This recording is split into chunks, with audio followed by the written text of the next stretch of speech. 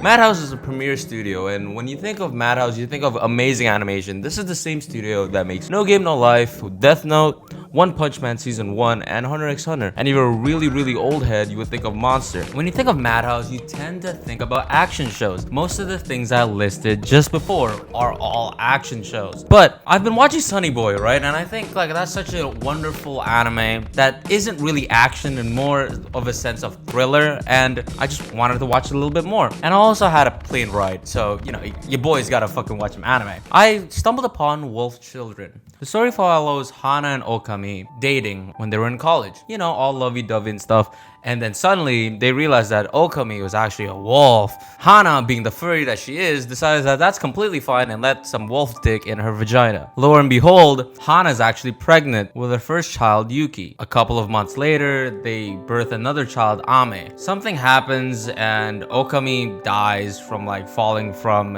a sewer system. And the whole movie is just about Hana trying to raise wolf children by herself. It's a very touching show, and it's honestly just cute and wholesome. Now, I've stated before that Madhouse is known for action shows. This is not an action movie by any means whatsoever. This story has zero action scenes and is just a pure, almost like Studio Ghibli type of movie. What makes this movie so great and so highly rated in my anime list is truly one thing, and that's sound design. Even in Sonny Boy, I've stated in my video, if you want to check that out, that Sonny Boy has an incredible sound design because there will be zero soundtrack used whatsoever until in the end of the anime or until a climax happens in the episode. In Wolf Children, they would use the soundtrack on montages. It makes viewing the movie feels like you've watched an entire series of an anime. It feels like you're watching 26 episodes, but in reality, you've only watched 2 hours of a movie. It's genius. The slow pacing and the sudden acceleration of pacing with the montages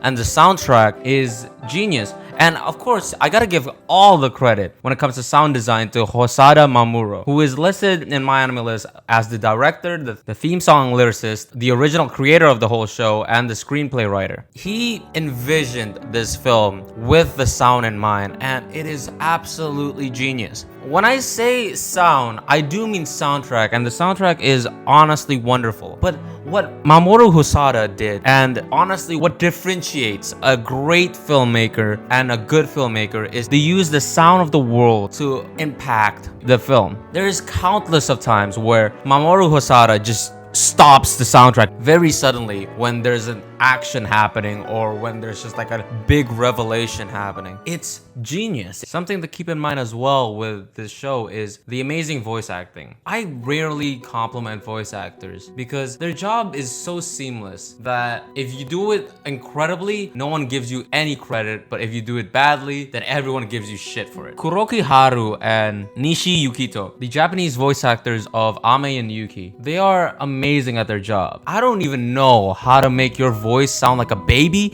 but whatever they do, bro, they do a splendid job at it. Yuki and Ame are the cutest babies that you'll ever find in anime. They truly are, and I think the visuals help, and I definitely think the voice actor helps. Overall, this movie may be just boring to you because you wouldn't notice the simple things that the director does with sound, and I truly get that. But if you truly pay attention at the sound that they try to play through montages, or when there's a big emotional scene happening, suddenly the rain becomes louder and louder, or the rain just suddenly stops, you will find out that this film is a masterpiece.